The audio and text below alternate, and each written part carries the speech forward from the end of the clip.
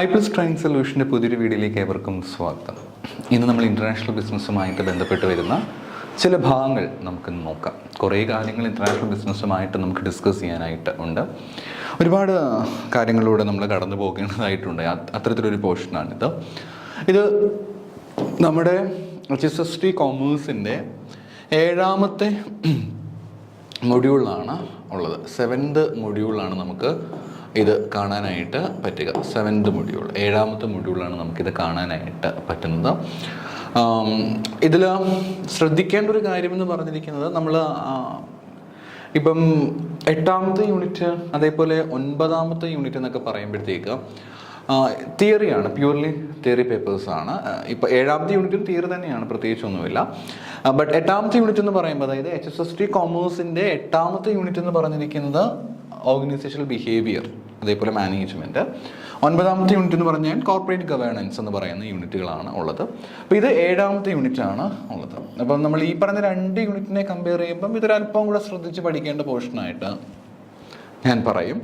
എന്ന് കരുതി ഭയങ്കര ഡിഫിക്കൽട്ട് പോർഷനൊന്നും ഒരിക്കലും നമുക്ക് പറയാനായിട്ട് പറ്റില്ല. ബട്ട് നമ്മൾ എന്ത് ചെയ്യുക, കുറച്ചും കൂടെ നമ്മളതിന് ഫോക്കസ് കൊടുക്കാനായിട്ട് ശ്രദ്ധിക്കണം. കുറച്ചും കൂടി ഇമ്പോർട്ടൻ്റ് ആയിട്ടുള്ള ഭാഗമാണിത്.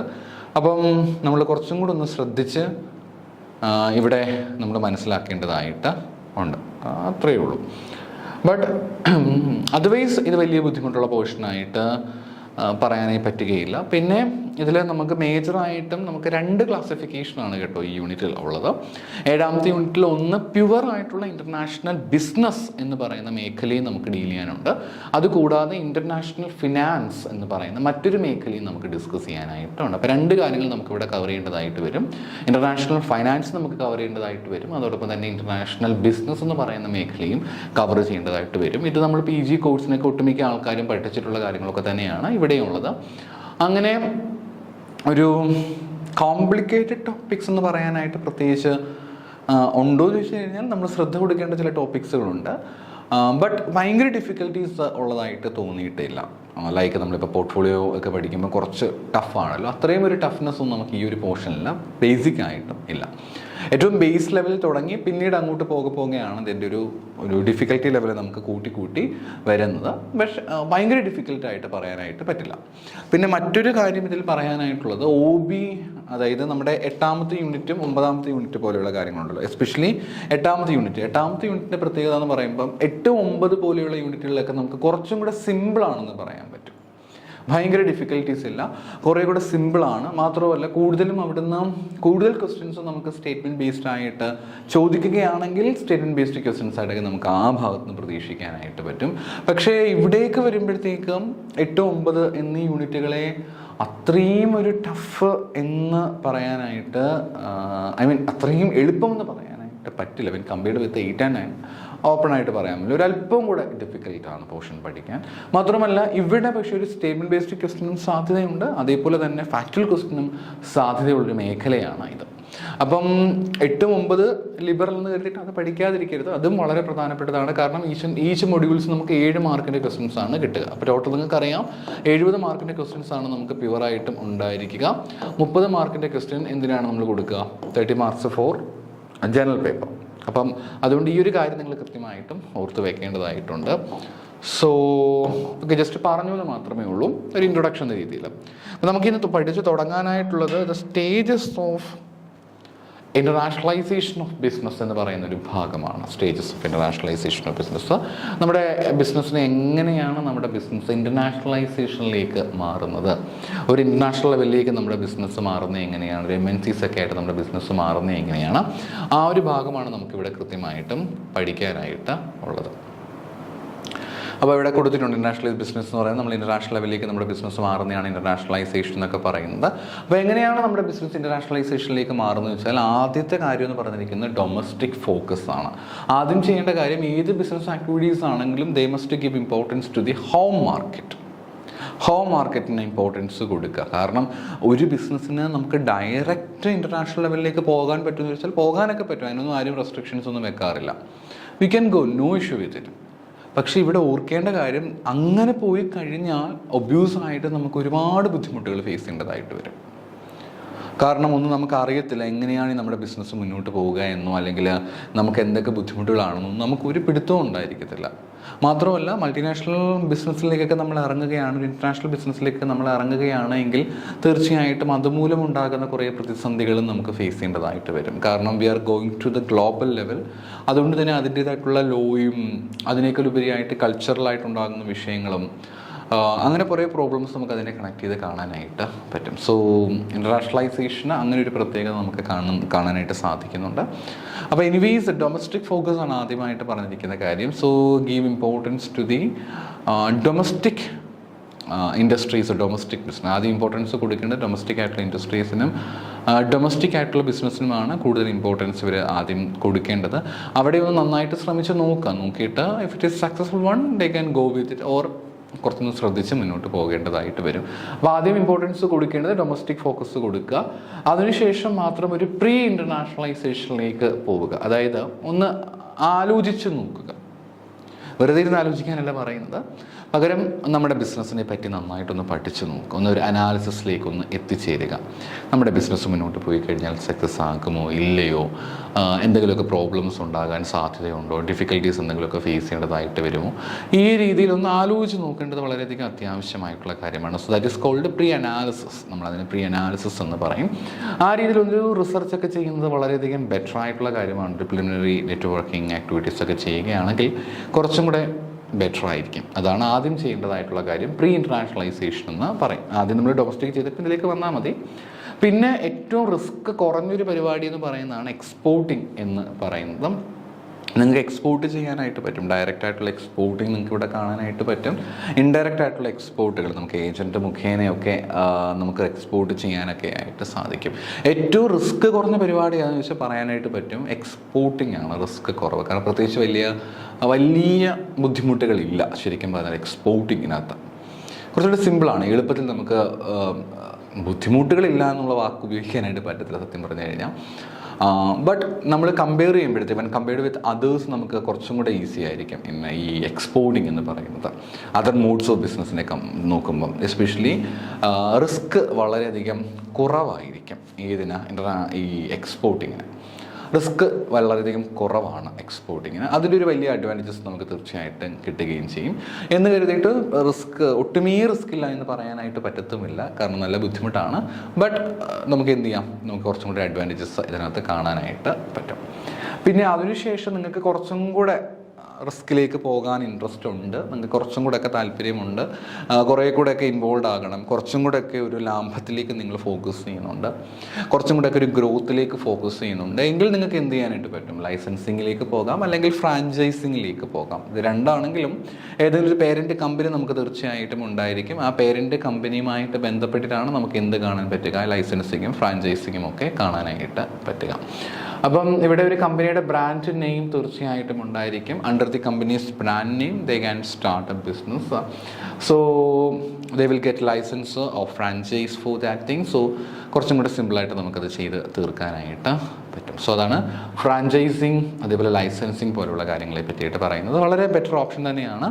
ബട്ട് റിസ്ക് കുറച്ച് കൂടിക്കൊണ്ടേയിരിക്കും. എന്നിരുന്നാലും ചില കാര്യങ്ങളെ കമ്പയർ ചെയ്യുമ്പോൾ കുറച്ചുകൂടെ റിസ്ക് കുറവായിരിക്കും എന്നുള്ളതാണ് സത്യം. ബട്ട് ഒട്ടുമേ റിസ്ക് ഇല്ല എന്നൊരിക്കലും എനിക്ക് പറയാനായിട്ട് പറ്റില്ല. റിസ്ക് അളവ് ഇവിടെ പതുക്കെ കൂടാനായിട്ട് തുടങ്ങും. ഇനിയും റിസ്കിലേക്ക് നിങ്ങൾക്ക് പോകാൻ താല്പര്യമുണ്ടെങ്കിൽ നിങ്ങൾക്ക് സ്ട്രാറ്റജിക് അലയൻസിലേക്കോ ജോയിൻറ്റ് വെഞ്ചേഴ്സിലേക്ക്, അതായത് മറ്റ് രാജ്യങ്ങളിലേക്കുള്ള, എസ്പെഷ്യലി നിങ്ങൾക്ക് ഇപ്പോൾ UK ഫോക്കസ് ചെയ്യുന്നതെങ്കിൽ UK ഏതെങ്കിലും ഒരു ബിസിനസ്സുമായിട്ട് നിങ്ങൾക്ക് എന്ത് ചെയ്യാം, ജോയിൻറ്റ് വെഞ്ചറിൽ ഏർപ്പെടാനായിട്ട് പറ്റും. അല്ലെങ്കിൽ നിങ്ങൾക്ക് സ്ട്രാറ്റജിക് ആയിട്ട് അലയൻസസിലേക്ക് പോകാനായിട്ട് പറ്റും. അങ്ങനെയുള്ള ധാരാളം ഓപ്പർച്യൂണിറ്റീസ് നമുക്ക് തീർച്ചയായിട്ടും ഇവിടെ കാണാൻ പറ്റും, ഇവിടെ നമുക്ക് കാണുവാനായിട്ട് പറ്റും. പിന്നെ പതുക്കെ നമ്മൾ അടുത്ത സ്റ്റേജിലേക്ക് കടക്കുകയാണ്. Foreign direct investment risky element ആണ് കേട്ടോ ഫോറിൻ ഡയറക്റ്റ് ഇൻവെസ്റ്റ്മെൻറ്റ് എന്ന് പറയുന്നത്. സൂക്ഷിച്ചും കണ്ടും ചെയ്യുന്നില്ലെങ്കിൽ വലിയ നഷ്ടമായിരിക്കും ഉണ്ടാവുക, വലിയ നഷ്ടമാണ്. നമുക്ക് നന്നായിട്ട് നമ്മൾ നോക്കിക്കണ്ട് ചെയ്യേണ്ട ഒരു കാര്യമാണ് ഫോറിൻ ഡയറക്റ്റ് ഇൻവെസ്റ്റ്മെൻറ്റ് എന്ന് പറഞ്ഞിരിക്കുന്നത്. നന്നായിട്ട് ആലോചിച്ച് എവിടെയാണോ നമുക്ക് സ്യൂട്ടബിൾ ആയിട്ട് തോന്നുന്നത് അവിടെ വന്ന് ഇൻവെസ്റ്റ് ചെയ്യാനായിട്ട് ശ്രമിക്കണം. എവിടെയെങ്കിലും ഒരു ഭാഗത്ത് നമുക്കൊരു പാളിച്ച സംഭവിക്കുകയാണ് എങ്കിൽ തീർച്ചയായിട്ടും നമ്മളെ വളരെ വലിയ രീതിയിൽ നമുക്ക് ദോഷകരമായിട്ട് ബാധിക്കും. അതുകൊണ്ട് തന്നെ വളരെ കെയർഫുള്ളായിട്ട് വേണം എന്ത് ചെയ്യാനായിട്ട്, ഈ പറഞ്ഞിരിക്കുന്ന ഫോറിൻ ഡയറക്റ്റ് ഇൻവെസ്റ്റ്മെൻറ്റ് നമ്മൾ കൃത്യമായിട്ടും ചെയ്യാനായിട്ട് നോക്കിക്കണ്ട് ആലോചിച്ച് സൂക്ഷിച്ച് വേണം നമ്മൾ എന്ത് ചെയ്യാൻ ഈ ഫോറിൻ ഡയറക്റ്റ് ഇൻവെസ്റ്റ്മെൻറ്റിലേക്ക് നമ്മൾ കടക്കുവാനായിട്ട് ചെയ്യേണ്ടത്. പിന്നെ അടുത്തത് പതുക്കെ നമുക്ക് അങ്ങനെ ഒരു മൾട്ടിനാഷണൽ കമ്പനിയിലേക്ക് നമുക്ക് എത്തിച്ചേരാനായിട്ട് പറ്റും. ഇതൊക്കെ നമ്മൾ എക്സാമിനേഷൻ പോയിന്റ് ഓഫ് വ്യൂ വളരെ പ്രധാനപ്പെട്ടതാണ്. ഡൊമസ്റ്റിക് കമ്പനി നമ്മൾ നേരെ ഇനി അടുത്ത ലെവലിലേക്ക് എത്തുകയാണ്, മൾട്ടിനാഷണൽ കമ്പനിയിലേക്ക് നമുക്ക് എത്തിച്ചേരുവാനായിട്ട് പറ്റും. പക്ഷെ ഓർക്കേണ്ട കാര്യം, ഇവിടേക്ക് എത്തുമ്പോഴത്തേക്ക് ഭയങ്കര കോംപ്ലിക്കേഷൻ ആകും കാര്യങ്ങൾ. നമ്മളൊന്ന് വിചാരിക്കുന്ന പോലെയേ ആയിരിക്കത്തില്ല. കോംപ്ലിക്കേഷൻ്റെ ഒരു പരമ്പര തന്നെയായിരിക്കും ഈ ഒരു ഭാഗത്തൊക്കെ നമുക്ക് കാണാനായിട്ട് പറ്റുക. നമ്മൾ പതുക്കെ നമ്മുടെ ബിസിനസ്സൊക്കെ വൈഡ് സ്പ്രെഡിലേക്ക് ആവുകയാണ്. നമ്മുടെ ബിസിനസ്സുകളൊക്കെ മറ്റ് പല പല രാജ്യങ്ങളിലേക്ക് വ്യാപിച്ച് തുടങ്ങാൻ പോവുകയാണ്. അതുകൊണ്ട് തന്നെ അത് കുറച്ച് ശ്രദ്ധിക്കേണ്ട കാര്യങ്ങളാണ് ഇവിടെയുള്ളത്. പിന്നീട് അതൊക്കെ ഒന്ന് സക്സസ്ഫുൾ ആയിട്ട് നമുക്ക് എത്തിച്ചേരാൻ സാധിക്കുമെങ്കിൽ പിന്നെ നമ്മൾ ഗ്ലോബൽ അതേപോലെ ട്രാൻസാക്ഷണൽ എന്ന ലെവലിലേക്ക് നമ്മൾ എത്തും. അതായത് ഗ്ലോബൽ ലെവലിൽ തന്നെ ഫേമസ് ആകുന്നു. ആപ്പിൾ ഐഫോൺ അല്ലേ, ഗ്ലോബൽ ലെവലിൽ തന്നെ വളരെ ഫേമസ് അല്ലേ. Microsoft, Google, Facebook, WhatsApp Facebook പോലെയുള്ള കാര്യങ്ങൾ രണ്ടും ഒരേ കമ്പനിക്ക് അണ്ടർ തന്നെ വരുന്നതാണ്. അപ്പോൾ അതുപോലെയുള്ള കാര്യങ്ങൾ. പിന്നെ അതുകൂടാതെ നമുക്കിന്ന് കാണാൻ സാധിക്കുന്ന ഒട്ടുമിക്ക കമ്പനികളും, ഫേമസ് ആയിട്ടുള്ള കമ്പനികളെല്ലാം തന്നെയും ഏത് ലെവലിലേക്ക് എത്തിച്ചേർന്നിരിക്കുന്നു, ഗ്ലോബൽ ട്രാൻസാക്ഷണൽ കമ്പനിയിലേക്ക് എത്തിച്ചേരുന്നു. ഇത് കാണുമ്പോൾ ഭയങ്കര സിമ്പിളായിട്ട് നമുക്ക് തോന്നുമെങ്കിലും വളരെ പെട്ടെന്ന് ഇതിലേക്ക് അങ്ങനെയല്ല, നല്ല ബുദ്ധിമുട്ടാണ്. ഓരോ ലെവൽ കടന്ന് എത്തണം എന്ന് പറഞ്ഞാൽ തന്നെ വളരെ ബുദ്ധിമുട്ടാണ്. ആ ഒരു ഡൊമസ്റ്റിക്കിൽ നിന്ന് മാറി ഒരു ഇൻ്റർനാഷണൽ ലെവലിലേക്ക് എത്തുമ്പോൾ തന്നെ അതിൻ്റെ സ്ട്രഗിൾസ് പതുക്കെ തുടങ്ങാനായിട്ട് പതുക്കെ ആരംഭിക്കുവാനായിട്ട് തുടങ്ങും. അപ്പോൾ അങ്ങനെ വരുമ്പോഴത്തേക്ക് ഈ ഗ്ലോബൽ ട്രാൻസാക്ഷനിലേക്ക് എത്തുമ്പോഴത്തേക്ക് ഒരുപാട് വർഷത്തെ എക്സ്പീരിയൻസ് തീർച്ചയായിട്ടും വേണം. കുറേ നാളത്തെ എഫേർട്സ് ഇതിൻ്റെ പിന്നിൽ തീർച്ചയായിട്ടും ഉണ്ടാകും. അതേപോലെ ഒരുപാട് വർഷങ്ങളായിട്ട് കിട്ടിയ അനുഭവ ജ്ഞാനം തീർച്ചയായിട്ടും എവിടെ ആവശ്യമാണ്, ഈ പറഞ്ഞിരിക്കുന്ന ഈ ഒരു കാര്യത്തിൽ ഗ്ലോബൽ ട്രാൻസാക്ഷണൽ കമ്പനിയിൽ ആവശ്യമാണ്. പിന്നെ പതുക്കെ ലോക്കലൈസേഷനിലേക്ക് വരും. അതായത് ഓരോ രാജ്യത്തിൻ്റെയും ഇഷ്ടമനുസരിച്ച് കൊണ്ട് പ്രോഡക്റ്റുകൾ പ്രൊഡ്യൂസ് ചെയ്യുന്ന ആ ഒരു ഘട്ടത്തിലേക്ക് നമ്മൾ കടക്കുകയാണ്. റീജണലൈസേഷൻ അല്ലെങ്കിൽ ലോക്കലൈസേഷനിലേക്ക് നമ്മൾ കടക്കുകയായി. അതായത് ലൊക്കാലിറ്റി വെച്ചുകൊണ്ട്, ഫോർ എക്സാമ്പിൾ ഇപ്പം KFC എന്ന് പറയുമ്പോഴത്തേക്ക് ഇന്ത്യയിൽ തന്നെ അത് ചിലപ്പോൾ പ്രൊഡ്യൂസ് ചെയ്യുന്നുണ്ടായിരിക്കും, US പ്രൊഡ്യൂസ് ചെയ്യുന്നുണ്ടായിരിക്കും, മറ്റ് അറബ് കൺട്രീസിലൊക്കെ ഉണ്ടായിരിക്കും. പക്ഷേ ഓരോ രാജ്യത്തിലെയും ആളുകളുടെ ഇഷ്ടങ്ങൾ വ്യത്യാസമുണ്ട്. നമുക്ക് നന്നായിട്ട് അറിയുന്ന പോയിൻ്റാണ്. ഇപ്പോൾ അമേരിക്കയിൽ നമ്മളൊരു ആളുകളുടെ ഒരു ഫുഡ് ഹാബിറ്റ്സും അതേപോലെ അവരുടെ ടേസ്റ്റും ഒന്നും നമ്മുടെ ഇന്ത്യക്കാരുമായിട്ട് നമുക്ക് കമ്പയർ ചെയ്യാനായിട്ട് പറ്റില്ല. കാരണം ഇന്ത്യയുടെ taste difference taste buds and ഭയങ്കര ഡിഫറെൻ്റ് ആണ്. എസ്പെഷ്യലി കേരളൈറ്റിൻ്റെ കാര്യം പറയേണ്ട കാര്യമേ ഇല്ലല്ലോ. അപ്പം ഓരോ രാജ്യത്തിനും ചേരുന്ന രീതിയിൽ ഫുഡ് കൊടുക്കുക എന്നുള്ളത് അവർ ഫോക്കസ് ചെയ്യും. സോ അതാണ് ലോക്കലൈസേഷൻ അല്ലെങ്കിൽ റീജണലൈസേഷൻ എന്ന് പറയുക. ലൊക്കാലിറ്റിയെ കണക്ട് ചെയ്തുകൊണ്ട്, റീജിയനെ കണക്ട് ചെയ്തുകൊണ്ട് തീർച്ചയായിട്ടും നമുക്ക് എന്ത് ചെയ്യാൻ പറ്റും, ഇതേപോലെ പ്രോഡക്റ്റുകളും മറ്റുമൊക്കെ നമുക്ക് കൊടുക്കുവാനായിട്ട് സാധിക്കും. പക്ഷേ ഈ ലെവൽ എന്നൊക്കെ പറയുമ്പോഴത്തേക്ക് മറ്റൊരു തലത്തിലേക്ക് എത്തിച്ചിരിക്കുകയാണ്. അതൊക്കെ അത്രയും എക്സ്പീരിയൻസ് വേണം കേട്ടോ. ഒരു സാധാരണ ബിസിനസ് ഓർഗനൈസേഷൻ ഒരിക്കലും ഗ്ലോബലൈസേഷനിലേക്കും അല്ലെങ്കിൽ റീജണലൈസേഷനിലേക്കൊന്നും പോകാൻ പറ്റുകയില്ല. അതിനൊക്കെ അത്രയും അധികം എഫേർട്സ് ആവശ്യമായിട്ട് വരും. പിന്നെ ഡിജിറ്റൽ ഇൻ്റർനാഷണലൈസേഷനിലേക്ക് വരും. അതിപ്പോൾ വളരെ അവസാന തട്ടിലേക്ക് എത്തിച്ചേരുന്നുവെങ്കിൽ കൂടിയും ഇന്നത്തെ കാലഘട്ടത്തിൽ അത് വലിയൊരു ബുദ്ധിമുട്ടുള്ളൊരു കാര്യമായിട്ട് തോന്നിയിട്ടില്ല. തീർച്ചയായിട്ടും നമുക്ക് അങ്ങനെ ഭയങ്കര ചാലഞ്ചിങ് കാര്യമല്ല ശരിക്കും പറഞ്ഞാൽ ഡിജിറ്റൽ ഇൻ്റർനാഷണലൈസേഷൻ എന്ന് പറയുന്നത്. But we should do some activities very carefully, എങ്കിലേ നമുക്ക് ഡിജിറ്റൽ ഇൻ്റർനാഷണലൈസേഷനിലേക്ക് എത്താനായിട്ട് പറ്റുകയുള്ളൂ. സോ ഇത്രയും കാര്യങ്ങൾ കേട്ടോ. ആ ഒരു സ്റ്റേജസ് ഒന്ന് ഓർത്ത് വെക്കുക എന്നുള്ളത് മാത്രമേ ഉള്ളൂ. ഒന്ന് പഠിച്ചു വെക്കണം ആ ഒരു ഓർഡർ കൃത്യമായിട്ട്. അതിൽ അകത്തുള്ള കോണ്ടന്റ് നിങ്ങൾ അധികം വായിക്കുന്നില്ല എങ്കിലും ഓർഡേഴ്സ് എല്ലാം കൃത്യമായിട്ട് പഠിച്ചു വെക്കാനായിട്ട് ശ്രദ്ധിക്കുക. അടുത്ത മെത്തേഡ് ഓഫ് എൻട്രിയോ ഇൻറ്റു ഫോറിൻ മാർക്കറ്റാണ്. അതിൽ ഒന്നാമത്തെ മെത്തേഡാണ് എക്സ്പോർട്ട്. നമുക്ക് രണ്ട് രീതിയിൽ എക്സ്പോർട്ട് ചെയ്യാനായിട്ട് പറ്റും. ഒന്ന് ഡയറക്റ്റ് എക്സ്പോർട്ടിംഗ് ഉണ്ട്, രണ്ടാമതായിട്ട് ഇൻഡയറക്റ്റ് എക്സ്പോർട്ടിംഗ് ഉണ്ട്. ഡയറക്റ്റ് എക്സ്പോർട്ടിംഗ് എന്ന് പറയുമ്പോഴത്തേക്കും നമുക്ക് കസ്റ്റമേഴ്സ് നമ്മൾ ഡയറക്റ്റ് ആയിട്ട് പ്രോഡക്റ്റ് മറ്റും കൊടുക്കാനായിട്ട് ശ്രമിക്കുന്നതാണ് ഡയറക്റ്റ് എക്സ്പോർട്ട് എന്ന് പറയുക. അതായത് നമ്മൾ പുറത്തേക്ക് പ്രോഡക്റ്റ് കൊടുക്കാനായിട്ട് നമ്മൾ ആഗ്രഹിക്കുന്നുണ്ട്. അങ്ങനെയാണെങ്കിൽ നമുക്ക് എന്ത് ചെയ്യാം, പുറത്തേക്ക് പ്രോഡക്റ്റ് കൊടുത്ത് വിൽക്കുവാനായിട്ടുള്ള ഓപ്പർച്യൂണിറ്റീസ് നമുക്ക് തീർച്ചയായിട്ടും ഉണ്ടായിരിക്കും. നിങ്ങൾക്ക് എന്ത് ചെയ്യാം, നിങ്ങൾക്ക് പ്രോഡക്റ്റ് മറ്റ് ഡയറക്റ്റായിട്ട് തന്നെ മറ്റാളുകൾക്ക് വിൽക്കാനായിട്ട് പറ്റും. എന്നാൽ അതേ സമയത്ത് ഇൻഡയറക്റ്റ് എക്സ്പോർട്ടിംഗ് എന്ന് പറയുമ്പോഴത്തേക്ക് ഇങ്ങനെ ആയിരിക്കത്തില്ല. ഇൻഡയറക്റ്റ് ആയിരിക്കും, നിങ്ങൾക്ക് ഒരു ഏജൻറ്റിനെയൊക്കെ മുഖേനയാണ് നമുക്ക് എന്ത് ചെയ്യാനായിട്ട് പറ്റുക, ഈ പറഞ്ഞിരിക്കുന്ന എക്സ്പോർട്ട് ചെയ്യാനായിട്ട് പറ്റും. എനിക്ക് തോന്നുന്നു, എൻ്റെ ഒരു പേഴ്സണൽ ഒപ്പീനിയനിൽ ആദ്യം ഇൻഡയറക്റ്റ് എക്സ്പോർട്ടിങ് ചെയ്ത് നോക്കുക. ബിക്കോസ് കുറച്ചും കൂടി റിസ്ക് കുറവായിരിക്കും. എന്നിട്ട് നിങ്ങൾ ഇതിലേക്ക് പോവുക, ഡയറക്റ്റ് എക്സ്പോർട്ടിങ്ങിലേക്ക് പോകുന്നതായിരിക്കും നല്ലത്. നേരെ കയറി ഡയറക്റ്റ് എക്സ്പോർട്ടിങ്ങിലേക്ക് പോകുന്നത് റിസ്ക്കിയാണ്, മണ്ടത്തരമായൊരു തീരുമാനമായിരിക്കും. അതുകൊണ്ട് അതിലേക്ക് പോകാതിരിക്കുക. പകരം ആദ്യം ഒരു ഇൻഡയറക്റ്റ് എക്സ്പോർട്ടിങ്ങിലേക്ക് പോയ ശേഷം ഏതിലേക്ക് പോവുക, ഡയറക്റ്റ് എക്സ്പോർട്ടിങ്ങിലേക്ക് പോവുക. ഇനി അത് കഴിഞ്ഞാൽ കുറച്ചും കൂടെയൊക്കെ റിസ്ക് എടുക്കാൻ ഞാൻ വില്ലിങ് ആണ്. അങ്ങനെയാണെങ്കിൽ നിങ്ങൾക്ക് എന്ത് ചെയ്യാൻ പറ്റും, ലൈസൻസ് എടുക്കാനായിട്ട് സാധിക്കും. ലൈസൻസ് എന്ന് പറയുമ്പോഴത്തേക്ക് ഏതെങ്കിലും ഫേമസ് ആയ ഒരു കമ്പനി അവരുടെ ലൈസൻസ് വാങ്ങിക്കുക, ബ്രാൻഡ് നെയിമൊക്കെ ഉള്ള ഏതെങ്കിലും ഒരു കമ്പനിയുടെ ലൈസൻസ് വാങ്ങിച്ചിട്ട് നിങ്ങൾ എന്ത് ചെയ്യുക, നിങ്ങൾക്ക് നിങ്ങളുടെ രീതിയിൽ ബിസിനസ് ചെയ്യാനായിട്ട് പറ്റും. പക്ഷേ ഇവിടെ ഓർക്കേണ്ട ഒരു കാര്യം, നിങ്ങൾ ചുമ്മാ അവർ തരത്തിലല്ലോ, നിങ്ങൾ കൃത്യമായിട്ട് റോയാലിറ്റീസ് കൊടുക്കണം, ഫീസ് കൊടുക്കണം. ഫീസ് കൊടുത്താലേ അവർ നിങ്ങൾക്ക് അവരുടെ പ്രോഡക്റ്റ് ഉപയോഗിക്കാനുള്ള ലൈസൻസ് തരികയുള്ളൂ. അപ്പോൾ അങ്ങനെ കൊടുത്ത് നിങ്ങൾക്ക് ചെയ്യാനായിട്ട് പറ്റും. പക്ഷേ എക്സ്പോർട്ടിങ്ങിനേക്കാളും കുറച്ചും കൂടി റിസ്ക് കൂടുതലായിരിക്കും ഇതിന്. കാരണം ഒരു ബ്രാൻഡ് നെയിമിൻ്റെ അണ്ടറിലാണല്ലോ നമ്മൾ ഈ കാര്യം ചെയ്യുന്നത്. അതുകൊണ്ട് തന്നെ ചിലപ്പം ബ്രാൻഡ് ഇപ്പം ഒരു ബ്രാൻഡിന് എന്ന് പറയുമ്പോഴത്തേക്ക് നമുക്കറിയാം എന്ത് വേണമെന്ന് സംഭവിക്കാം. അപ്പോൾ ആ ബ്രാൻഡിന് നമുക്ക് തീർച്ചയായിട്ടും ഒരു കുഴപ്പം സംഭവിക്കുകയാണ്, പ്രോബ്ലംസ് ഉണ്ടാവുകയാണ് എങ്കിൽ തീർച്ചയായിട്ടും നമ്മളെ ദോഷകരമായിട്ട് തന്നെ ബാധിക്കും, ഉറപ്പായിട്ടുള്ള കാര്യമാണ്. അപ്പം അതിൻ്റെ ഒരു ബുദ്ധിമുട്ട് നമുക്കിവിടെ തീർച്ചയായിട്ടും കാണാനായിട്ട് പറ്റും. അതുകൊണ്ട് ലൈസൻസിങ് എടുക്കുന്നത് തെറ്റാണെന്നൊരിക്കലും ഞാൻ പറയുകയില്ല, അത് ബെറ്ററാണ്. പക്ഷേ റിസ്ക് എലമെൻറ്റ് കുറച്ച് കൂടുതലായിരിക്കും ഇൻ കമ്പയർഡ് വിത്ത് എക്സ്പോർട്ടിങ്ങിനെ കമ്പയർ ചെയ്യുമ്പോഴത്തേക്ക് നമുക്ക് കുറച്ചും കൂടെ റിസ്ക് കൂടുതലാണ്. പക്ഷേ ലാഭം വൺസ് ഇത് സക്സസ് ആയി കഴിഞ്ഞാൽ എക്സ്പോർട്ടിങ്ങിനേക്കാളും ലാഭം കിട്ടും കേട്ടോ, അതിനകത്തും ഒരു സംശയവും വേണ്ട. വൺസ് ലൈസൻസിങ് എടുത്ത് നിങ്ങൾ സക്സസ്ഫുൾ ആയിട്ട് വന്നു കഴിഞ്ഞാൽ you don't worry about anything എന്ന് പറയാൻ പറ്റത്തില്ലെങ്കിലും നഷ്ടമുണ്ടാകുമെന്നുള്ള ഭയം നിങ്ങൾക്ക് അധികമായിട്ട് വേണ്ട. ലാഭം മറ്റേതിനേക്കാളും കുറച്ചും കൂടെ കൂടുതലായിട്ട് കിട്ടും. പിന്നീട് നിങ്ങൾക്ക് വേണമെങ്കിൽ ഫ്രാഞ്ചൈസിങ്ങിലേക്ക് പോകാം. ഫ്രാഞ്ചൈസിങ് എന്ന് പറയുമ്പോൾ ഏതാണ്ട് നമ്മുടെ ലൈസൻസിന് കണക്കൊക്കെ തന്നെയായിരിക്കും. പക്ഷേ ഇവിടെ കുറേ കൂടെ കൂടുതലായിട്ട് ഈ ഒരു ബ്രാൻഡ് നമ്മൾ വാങ്ങിക്കുന്ന അല്ലെങ്കിൽ ലൈസൻസ് വാങ്ങിക്കുന്ന കമ്പനിയുടെ ഒരു അവരുടെ ഇൻവോൾവ്മെൻറ്റ് കുറച്ചും കൂടെ കൂടുതലായിരിക്കും ഇവിടെ ഫ്രാഞ്ചൈസിങ്ങിലേക്ക് വരുമ്പോഴത്തേക്ക്. ബിക്കോസ് ആ ഒരു എക്സാക്റ്റ് റിപ്ലിക്കേ ആയിരിക്കും നമുക്ക് കാണാൻ പറ്റുക. അവരെന്താണോ അവിടെ ക്രിയേറ്റ് ചെയ്ത് വെച്ചിരിക്കുന്നത് അതിൻ്റെ എക്സാക്റ്റ് റിപ്ലിക്കേഷൻ ആയിരിക്കും നമുക്ക് എവിടെ കാണുക, ഈ ഫ്രാഞ്ചൈസിങ്ങിൽ നമുക്ക് കാണാനായിട്ട് പറ്റുക. അപ്പോൾ ഫ്രാഞ്ചൈസിങ് എന്ന് പറയുന്നത് അങ്ങനെ ഒരു പോയിൻ്റായിട്ട് നമുക്ക് കാണുവാനായിട്ട് പറ്റും. That is called franchising. അപ്പം ഫ്രാഞ്ചൈസിങ് ആണ് മറ്റൊരു പോയിൻ്റായിട്ട് നമുക്ക് കാണാനായിട്ട് സാധിക്കുക. സോ ഫ്രാഞ്ചൈസിങ് ഒരു പോയിൻ്റാണ്. പിന്നീട് ഫ്രാഞ്ചൈസിങ്ങിൽ റിസ്ക് എലമെൻറ്റ്സ് ഉണ്ടോ എന്ന് ചോദിച്ചു കഴിഞ്ഞാൽ തീർച്ചയായിട്ടും റിസ്ക് എലമെൻറ്റ്സ് കൂടുതലാണ്. പക്ഷേ ലാഭം ഉണ്ടാക്കാനുള്ള സാധ്യത വളരെ കൂടുതലായിരിക്കും. നഷ്ടമുണ്ടായി കഴിഞ്ഞാൽ വലിയ നഷ്ടം ഉണ്ടാവുകയും ചെയ്യും.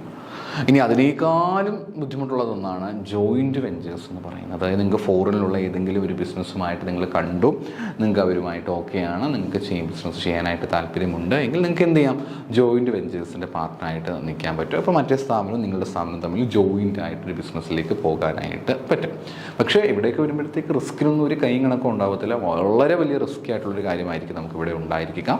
പക്ഷേ ലാഭം തീർച്ചയായിട്ടും വളരെ വളരെ കൂടുതലായിരിക്കും. പിന്നെ സ്ട്രാറ്റജിക് അലയൻസിലേക്ക് വരുമ്പോഴത്തേക്ക് സ്ട്രാറ്റജിക് പാർട്ട്നേഴ്സായിട്ട് മാറുന്നൊരവസ്ഥയാണ് ഇവിടെ നമുക്ക് കാണാനായിട്ട് പറ്റുക. അവരവരുടെ എല്ലാ റിസോഴ്സുകളും ഷെയർ ചെയ്യുന്നു, ഇൻക്ലൂഡിങ് മെറ്റീരിയൽസ്, നോളജ്, അവരുടെ എക്സ്പീരിയൻസസ് തുടങ്ങിയിട്ടുള്ള എല്ലാ കാര്യങ്ങളും ഇവിടെ നമുക്ക് ഷെയർ ചെയ്യുന്നതായിട്ട് കാണാൻ പറ്റും. That is strategic alliances. പിന്നെ ഏറ്റവും റിസ്കി ആയിട്ടുള്ളൊരു കാര്യമാണ് ഫോറിൻ ഡയറക്റ്റ് ഇൻവെസ്റ്റ്മെൻറ്റ് എന്ന് പറയുന്നത്. നമുക്കിത് പിന്നീട് ഡീറ്റെയിൽഡ് ആയിട്ട് പഠിക്കാനുണ്ട്. ഞാൻ ആ സമയത്ത് കുറച്ചും കൂടി ഡെപ്ത് ആയിട്ട് ആ ഒരു പോർഷൻ നമുക്ക് പഠിക്കാം. ഫോറിൻ ഡയറക്റ്റ് ഇൻവെസ്റ്റ്മെൻറ്റും ഫോറിൻ പോർട്ട്ഫോളിയോ ഇൻവെസ്റ്റ്മെൻറ്റൊക്കെ നമുക്ക് പിന്നീട് പഠിക്കുവാനായിട്ട്. അപ്പോൾ ഫോറിൻ ഡയറക്റ്റ് ഇൻവെസ്റ്റ്മെൻറ്റ് നമുക്ക് രണ്ടെണ്ണമാണ് കാണാനായിട്ട് പറ്റുക. ഹോളി ഓൺഡ് സബ്സിഡറിയും ഉണ്ട്, ഗ്രീൻഫീൽഡ് ഇൻവെസ്റ്റ്മെൻറ്റ്സ് ഉണ്ട്, അതേപോലെ അക്വിസിഷൻ പോലുള്ള പല പല കാര്യങ്ങൾ നമുക്കിവിടെ കാണാനായിട്ട് പറ്റും. ഇത് ഏറ്റവും റിസ്കി ആയിട്ടുള്ള കാര്യമാണ്. നിങ്ങൾക്ക് എവിടെ വേണമെങ്കിലും ഇൻവെസ്റ്റ് ചെയ്യാനായിട്ട് സാധിക്കും. ഫോറിൻ മാർക്കറ്റിലൊരു ബിസിനസ്സിൽ കൊണ്ടിട്ട് നിങ്ങൾക്ക് പൈസ ഇൻവെസ്റ്റ് ചെയ്യാനായിട്ട് പറ്റും. അല്ലെങ്കിൽ നിങ്ങൾക്ക് ഗ്രീൻഫീൽഡ് ഇൻവെസ്റ്റ്മെൻറ്റ്സ് ഉണ്ട്. The company builds new facilities from scratch in the foreign market allowing for full control and customization but involving high cost and risk. Greenfield എന്ന് പറയുമ്പോഴത്തേക്കും ഗ്രീൻ ഫീൽഡാണ്, അതായത് ഇനി ഒന്നും ആരംഭിച്ചിട്ടില്ല, ഇനിയാണ് ആരംഭിച്ച് തുടങ്ങേണ്ടത്. അപ്പോൾ അങ്ങനെ ആരംഭിച്ച് തുടങ്ങണമെങ്കിൽ തീർച്ചയായിട്ടും ഫ്രം ദ ബിഗിനിങ്ങിൽ നമുക്ക് ആരംഭിക്കേണ്ടതായിട്ട് വരും. തുടക്കം മുതൽ നമുക്കിത് ആരംഭിക്കേണ്ടതായിട്ട് വരും.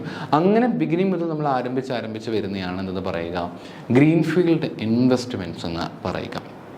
തുടക്കം മുതൽ പതുക്കെ നമ്മൾ ആരംഭിച്ച് സ്ക്രാച്ചിൽ നിന്ന് ആരംഭിച്ച് വരേണ്ടതായിട്ട് വരും. അത് നമ്മൾ വിളിക്കുന്ന പേരാണ് ഗ്രീൻഫീൽഡ് ഇൻവെസ്റ്റ്മെൻറ്റ്സ് എന്ന് പറയുക. അപ്പം അത് നല്ലൊരു കാര്യമാണെന്ന് ചോദിച്ചു കഴിഞ്ഞാൽ എന്താ പറയുക, ടു അൻ എക്സ്റ്റെൻറ്റ് അത് കറക്റ്റ് തന്നെയാണ്. പക്ഷേ റിസ്ക് എന്ന് പറഞ്ഞിരിക്കുന്ന കാര്യം വളരെ കൂടുതലായിരിക്കും. രണ്ടാമതായിട്ട് അതിൻ്റെ കോസ്റ്റും വളരെ വളരെ വളരെ കൂടുതലായിരിക്കും. സോ അതൊന്നും ഓർത്ത് വെക്കേണ്ട ഒരു പോയിൻ്റാണ്. പിന്നെ അക്യൂസിഷൻ എന്ന് പറഞ്ഞിരിക്കുന്ന കാര്യം പിന്നീട് വരുന്നൊരു പോയിൻ്റാണ്. അക്യൂസിഷൻ എന്ന് പറഞ്ഞിരിക്കുന്നത്, അക്യൂസിഷൻ ഓൾറെഡി ഉള്ളത് നമ്മളൊന്ന് എക്സിസ്റ്റിംഗ് ആയിട്ടുള്ള ബിസിനസ്സിൽ നമ്മൾ അക്യൂർ ചെയ്യാനായിട്ട് ശ്രമിക്കുന്നതാണ് നമ്മൾ അക്യൂസിഷൻ എന്ന് പറയുന്നത്. സോ നമ്മൾ അതിനെ അക്യൂർ ചെയ്യാനായിട്ട് ശ്രമിക്കുകയാണ്. ഇതൊക്കെ നല്ലൊരു മാർഗം തന്നെയാണ്. നിങ്ങൾക്ക് വേണമെങ്കിൽ ഇവിടെയൊക്കെ പൈസ ഇൻവെസ്റ്റ് ചെയ്യാനായിട്ട് പറ്റും, no issues. But should be very very careful, അത്രയേ ഉള്ളൂ പറയാനായിട്ട്. പിന്നെ ഉള്ളതാണ് ടേൺ കീ പ്രോജക്ട്സുകൾ. ഇവിടെ ടേൺ കീ പ്രോജക്ട്സ് എന്ന് പറയുമ്പോഴത്തേക്ക് ഞാൻ പറയാം, ഇപ്പം ഒരു എക്സാമ്പിൾ പറയുകയാണെങ്കിൽ എനിക്കൊരു ഡാം കൺസ്ട്രക്റ്റ് ചെയ്യണമെന്ന് കരുതുക. ഒരു ഡാം കൺസ്ട്രക്റ്റ് ചെയ്യണം. ഏതെങ്കിലുമൊക്കെ ഡാം നമ്മുടെ നാട്ടിൽ കാണുമല്ലോ. അപ്പോൾ ആ ഡാം കൺസ്ട്രക്ട് ചെയ്യണമെങ്കിൽ എനിക്ക് ഈ ഡാം ഉണ്ടാക്കിയിട്ട് മറ്റൊരു അപ്പോൾ അമേരിക്കയിലാണ് ഇവർ എൻജിനീയേഴ്സ് കുറച്ചും കൂടെ വളരെ ഫോക്കസ്ഡ് ട്രെയിൻഡ് ആയിട്ടുള്ളത്, എക്സ്പീരിയൻസ് ആൾക്കാരുള്ളത്. അതുകൊണ്ട് ഞാൻ അമേരിക്കയിൽ ഈ പ്രോഡക്റ്റ് ഉണ്ടാക്കിയ ശേഷം അതെല്ലാം എടുത്ത് ഇങ്ങോട്ട് വരുമെന്ന് പറയുന്നത് അപ്രായോഗികമായിട്ടുള്ള കാര്യമാണ്. നമുക്ക് എല്ലാവർക്കും അറിയാം, നടക്കാത്തൊരു കാര്യമാണ്. അപ്പോൾ എന്ത് ചെയ്യുന്നുണ്ട് ഇവരെ ഏൽപ്പിച്ചു കഴിഞ്ഞാൽ ഇവർ നമ്മുടെ രാജ്യത്തേക്ക് വരും. അമേരിക്കയിലുള്ള എഞ്ചിനീയേഴ്സും അല്ലെങ്കിൽ അതിൻ്റെ കമ്പനീസിനെ ഏൽപ്പിച്ചു കഴിഞ്ഞാൽ അമേരിക്കയിൽ നിന്നുള്ള ആൾക്കാർ ഇവിടേക്ക് വരികയും നമുക്ക് വേണ്ടി ഡാം കൺസ്ട്രക്ട് ചെയ്ത് അതിൻ്റെ ഫുൾ കാര്യങ്ങളും സെറ്റ് ചെയ്തിട്ട് അവസാനം നമുക്ക് അവരെന്ത് ചെയ്യും, കീ തരുന്ന കാര്യമാണ് ടേൺ കീ പ്രോജക്ട്സ് എന്ന് പറയുന്നത്. അതും മറ്റൊരു നല്ല മാർഗം തന്നെയാണ്. പക്ഷേ പറഞ്ഞല്ലോ, കോസ്റ്റ് കുറച്ചും കൂടെ കൂടുതലായിരിക്കും. അതോടൊപ്പം തന്നെ എക്സ്പെൻസസ് ഞാൻ പറഞ്ഞു കോസ്റ്റ് കൂടുതൽ, റിസ്ക്കും കുറച്ച് കൂടുതൽ ആയിരിക്കും എന്നുള്ളതാണ് ഇതിൻ്റെ പ്രത്യേകത. എന്നെങ്കിൽ അതൊന്നുമല്ല, നമുക്കൊരു കോൺട്രാക്റ്റാണ് വേണ്ടത് ചെയ്യുന്നതെങ്കിൽ, അതായത് ഇപ്പോൾ എന്തെങ്കിലുമൊക്കെ ഒരു കാര്യം ചെയ്യണമെങ്കിൽ ഒരു കോൺട്രാക്റ്റിലേക്ക് നമ്മൾ ഏർപ്പെടുകയാണ്.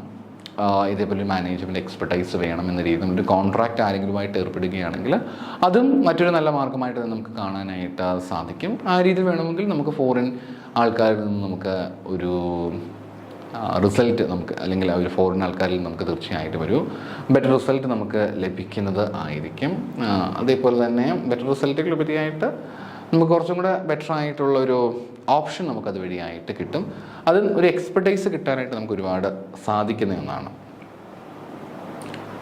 ഇനി ഇവിടെ പറഞ്ഞിരിക്കുന്നത് കോൺട്രാക്ട് മാനുഫാക്ചറിങ് ആണ്. വളരെ സിമ്പിളായിട്ട് പറയുകയാണെങ്കിൽ മാനുഫാക്ചർ ചെയ്യുക അല്ലെങ്കിൽ പ്രോഡക്റ്റ് പ്രൊഡ്യൂസുമായിട്ട് ബന്ധപ്പെട്ട ഒരു കോൺട്രാക്റ്റിൽ ഏർപ്പെടുന്നു എന്നുള്ളതാണ് ഈ കോൺട്രാക്ട് മാനുഫാക്ചറിങ് എന്നുള്ളത് കൊണ്ട് പ്രധാനമായിട്ടും ഉദ്ദേശിക്കുന്നത്. പിന്നെ പിഗ്ഗി ബാക്കിംഗ്, ഇത് നെറ്റിൻ്റെ പരീക്ഷയ്ക്കും ചോദിച്ചിട്ടുണ്ടായിരുന്നു. UGC നെറ്റിൻ്റെ പരീക്ഷയ്ക്കും ചോദിച്ചു പിഗ്ഗി ബാക്കിങ്ങിനെ പറ്റിയിട്ട്. നമുക്ക് എന്താണ് ഡീറ്റെയിൽഡ് ആയിട്ടൊന്ന് നോക്കാം. The company partners with another company that already has been established presence in the foreign market. The partner company sells a company's products along with its own. അപ്പോൾ നോക്കിയേ, ഇവിടെ കമ്പനി പാർട്ട്നേഴ്സായിട്ട് മാറുകയാണ്. എങ്ങനെയാണ്? മറ്റൊരു കമ്പനിയുടെ പാർട്ട്ണർ, ഒരു കമ്പനി ഓൾറെഡി ഉണ്ട്, അവർ മറ്റൊരു കമ്പനിയുടെ പാർട്ട്ണറായിട്ട് മാറുകയാണ് ചെയ്യുന്നത്.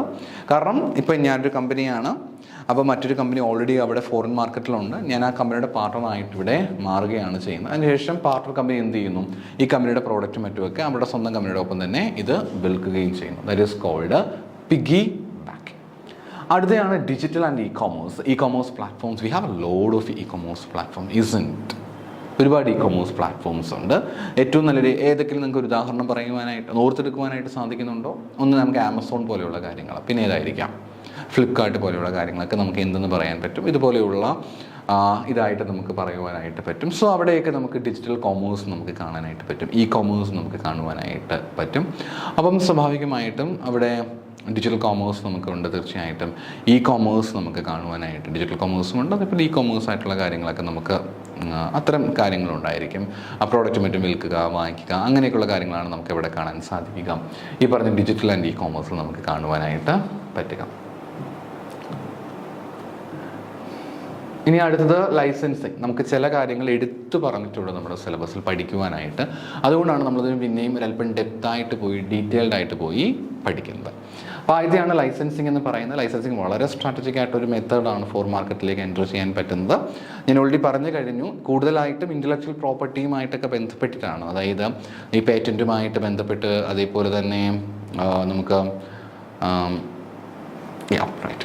പേറ്റൻറ്റുമായിട്ട് ബന്ധപ്പെട്ട് വരുന്ന കാര്യങ്ങൾ, കോപ്പിറൈറ്റുമായിട്ട് ബന്ധപ്പെട്ട് വരുന്ന കാര്യങ്ങൾ, ഇങ്ങനെയൊക്കെയുള്ള കാര്യങ്ങൾ വരുമ്പോഴത്തേക്കാണ്, ഇൻ്റലക്ച്വൽ പ്രോപ്പർട്ടിയുമായിട്ട് ബന്ധപ്പെട്ട് വരുമ്പോഴാണ് നമ്മൾ കൂടുതലായിട്ട് ലൈസൻസിൻ്റെ കാര്യത്തെപ്പറ്റി പറയുന്നത്. കൂടുതലും ഇൻവെൻഷൻസുമായിട്ട് ബന്ധപ്പെട്ടാണ്, സയൻറ്റിഫിക് ഇൻവെൻഷൻസുമായിട്ട് ബന്ധപ്പെട്ടുള്ള കാര്യങ്ങളാണ് നമുക്കിവിടെ കാണുവാനായിട്ട് പറ്റുക. സയൻറ്റിഫിക് ആയിട്ടുള്ള ഇൻവെൻഷൻസ്. അപ്പോൾ ആരെങ്കിലുമൊക്കെ എന്തെങ്കിലും കണ്ടുപിടുത്തങ്ങൾ കൊണ്ടുവരികയാണ് എങ്കിൽ ആ കണ്ടുപിടുത്തങ്ങൾക്ക് കൃത്യമായിട്ടും ഒരു അപ്രൂവൽ കൊടുക്കുക, ആ ഒരു കാര്യം നമ്മുടെ ബിസിനസ്സിന് ഒരു ബിസിനസ് ഐഡിയ ആക്കി മാറ്റുക, ഇതൊക്കെയാണ് നമുക്ക് എവിടെ കാണാനായിട്ട് പറ്റുക, ഈ പറഞ്ഞിരിക്കുന്ന ലൈസൻസിങ്ങിൽ നമുക്ക് കാണുവാനായിട്ട് പറ്റുക. ഇനി എന്തൊക്കെയാണ് ലൈസൻസിങ് എന്ന് പറഞ്ഞാൽ, ഒന്നാമതായിട്ട് ഏതെങ്കിലുമൊക്കെ ഇൻ്റലക്ച്വൽ പ്രോപ്പർട്ടി റൈറ്റ്സ് ആയിരിക്കും കാണാൻ പറ്റുക. So what you mean by intellectual property rights? IPR എന്ന് പറഞ്ഞിരിക്കുന്നത്, IPR എന്ന് പറയുന്നത് ട്രേഡ് മാർക്ക് പോലെയുള്ള കാര്യങ്ങൾ. പിന്നെ വേറെ എന്തൊക്കെ വരാൻ സാധ്യതയുണ്ട്? ട്രേഡ് സീക്രട്ട് പോലെയുള്ള കാര്യങ്ങൾ, ട്രേഡ് ഡിസൈൻസ് പോലെയുള്ള കാര്യങ്ങൾ, പിന്നീട് നമുക്ക് പേറ്റൻറ്റ് പോലെയുള്ള കാര്യങ്ങൾ, കോപ്പിറൈറ്റ് പോലെയുള്ള കാര്യങ്ങൾ, ഇവയൊക്കെയാണ് നമുക്ക് എവിടെ കാണാൻ സാധിക്കുക? ഇൻ്റലക്ച്വൽ പ്രോപ്പർട്ടി റൈറ്റ്സ് നമുക്ക് കാണുവാനായിട്ട് പറ്റുക. അപ്പോൾ അങ്ങനെ വരുന്ന ഇൻ്റലക്ച്വൽ പ്രോപ്പർട്ടി റൈറ്റ്സ് ഉണ്ടെങ്കിൽ അത് നിങ്ങൾക്ക് എന്ത് ചെയ്യാനായിട്ട് പറ്റും? നിങ്ങൾക്കൊരു കാശിന്, അത് നമ്മൾ പറയുന്ന പേരാണ് റോയാലിറ്റീസ് ആൻഡ് ഫീസ്. ഇത്തരം കാര്യങ്ങൾ നിങ്ങൾക്ക് റോയാലിറ്റീസ് ആയിട്ടും ഫീസായിട്ടും ആർക്ക് വിൽക്കുവാനായിട്ട് പറ്റും? നിങ്ങളുടെ കമ്പനിക്ക് നിങ്ങൾക്ക് വിൽക്കുവാനായിട്ട് സാധിക്കും. അത് മറ്റൊരു അഡ്വാൻറ്റേജസ് ആയിട്ടാണ് പറയുന്നത്. റോയാലിറ്റീസ് ഫീസും ഒക്കെ നമുക്ക് കൊടുക്കുവാനായിട്ട് ഇതുവഴിയായിട്ട് സാധിക്കുമെന്നുള്ളതാണ് ഇവിടെ പറയുന്ന മറ്റൊരു പോയിന്റ്. പിന്നെ കോൺട്രാക്ച്വൽ എഗ്രിമെൻറ്റ്സ് എന്ന് പറയും. നമുക്ക് കോൺട്രാക്റ്റിലൊക്കെ ഏർപ്പെടാനായിട്ട് സാധിക്കും, എഗ്രിമെൻറ്റുകളിലേക്ക് നമുക്ക് ഏർപ്പെടുവാനായിട്ട് സാധിക്കും. അതുവഴിയായിട്ട് നമുക്ക് അതിൻ്റെതായിട്ടുള്ള ധാരാളം അഡ്വാൻറ്റേജസ് ഡെഫിനറ്റ് ആയിട്ടും കിട്ടുന്നതായിരിക്കും. പക്ഷേ സൂക്ഷിച്ചും കണ്ട് വേണം കോൺട്രാക്ച്വൽ എഗ്രിമെൻറ്റിലേക്ക് ഏർപ്പെടാനായിട്ട്. കാരണം കോൺട്രാക്ച്വൽ എഗ്രിമെൻറ്റിൽ എങ്ങനെ വേണമെങ്കിലും കാര്യങ്ങൾ നമുക്ക് കാണാനായിട്ട് പറ്റും. സോ കുറച്ച് കെയർഫുള്ളായിട്ട് വേണം അതിലേക്ക് വരാൻ. പിന്നെ നിങ്ങൾക്ക് വേണമെങ്കിൽ മാർക്കറ്റ് ലൈസൻസർക്ക് തീർച്ചയായിട്ടും മാർക്കറ്റ് ഒരുപാട് ആക്സസ് ചെയ്യാനുള്ള ഓപ്പർച്യൂണിറ്റീസ് കൂടി ഇതുവഴിയായിട്ട് ലഭിക്കുകയും ചെയ്യും. ഒന്നും കൂടെ ഒരു എക്സ്പോഷർ ആഗ്രഹിക്കുന്നുണ്ടെങ്കിൽ ലൈസൻസ് പ്രിഫർ ചെയ്യാനായിട്ട് പറ്റും. കാരണം ത്രൂ ദാറ്റ് തിങ്സ് അവർക്ക് കുറച്ചും കൂടെ ഒക്കെ ഇമ്പ്രൂവ് ചെയ്യാനായിട്ടുള്ള ഓപ്പർച്യൂണിറ്റീസ് അതുവഴിയായിട്ട് ലഭിക്കും. ഇനി ലൈസൻസിങ്ങിൻ്റെ പ്രധാനപ്പെട്ട ഗുണങ്ങളെപ്പറ്റി പറയുകയാണെങ്കിൽ, ഒന്ന് ലോ ഇൻവെസ്റ്റ്മെൻറ്റ് ആൻഡ് റിസ്ക് എന്ന് പറയുന്നതിന് ആദ്യ ഫീച്ചർ അല്ലെങ്കിൽ അഡ്വാൻറ്റേജസ് ആയിട്ട് പറയുക. അപ്പോൾ ഓർക്കേണ്ട കാര്യം, ഇൻവെസ്റ്റ്മെൻറ്റ് റിസ്ക് ഇപ്പോൾ ഒരു എക്സ്പോർട്ടിങ്ങിനെ കമ്പയർ ചെയ്യുമ്പോഴത്തേക്ക് റിസ്ക് കുറച്ചും കൂടെ കൂടുതൽ ലൈസൻസിങ്ങിലുണ്ടായിരിക്കും. എക്സ്പോർട്ടിങ്ങിനെ കമ്പയർ ചെയ്യുമ്പോഴത്തേക്ക് റിസ്ക് കുറച്ചും കൂടെ കൂടുതൽ എവിടെ കാണും? ഈ ഇൻവെസ്റ്റ്മെൻറ്റ് കുറച്ചും കൂടെ കൂടുതൽ ലൈസൻസിങ്ങിലായിരിക്കും ഉണ്ടായിരിക്കും. എക്സ്പോർട്ടിങ്ങിൽ ഉള്ളതിനേക്കാളും കുറച്ചും കൂടെ പാടായിരിക്കും ഈ പറഞ്ഞിരിക്കുന്ന ഇൻവെസ്റ്റ്മെൻറ്റൊക്കെ കൂടുതലായിരിക്കും ഇവിടെ. ബിക്കോസ് ഓൾറെഡി അവർ പ്രോഡക്റ്റ് പ്രൊഡ്യൂസ് ചെയ്ത് അതാണ് ആർക്ക് വിൽക്കുന്നത്? ഈ പറഞ്ഞിരിക്കുന്ന എക്സ്പോർട്ടർക്ക് കൊടുക്കുന്നത്. അതുകൊണ്ട് തന്നെ അവരെ സംബന്ധിച്ച് അവിടെ വലിയൊരു കോസ്റ്റ് ഉണ്ടാവാൻ സാധ്യതയുണ്ടോ? ഒരിക്കലും അവിടെ വലിയൊരു എക്സ്പെൻസ് ഉണ്ടാകാനായിട്ടുള്ള സാധ്യത ഇല്ല. എന്നാൽ ലൈസൻസിങ്ങിൽ അങ്ങനെയല്ല.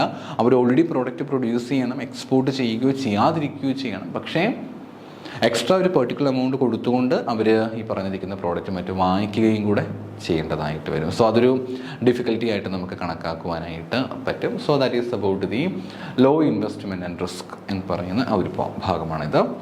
പിന്നെ മാർക്കറ്റ് എൻട്രി സ്പീഡാണ് മറ്റൊരു അഡ്വാൻറ്റേജസ് എന്ന് പറയുന്നത്. ഇപ്പോൾ നമ്മളൊരു സ്ഥാപനമൊക്കെ ആരംഭിച്ച് അതിന് പിന്നെ വലിയ മാറ്റങ്ങളൊക്കെ കൊണ്ടുവന്ന് അത് 4 ആൾക്കാർ അക്സെപ്റ്റ് ചെയ്ത് പിന്നീട് അങ്ങനെ വരുന്നതിനേക്കാളും കുറച്ചും കൂടെ സ്പീഡായിട്ട് എന്ത് ചെയ്യാനായിട്ട് പറ്റും?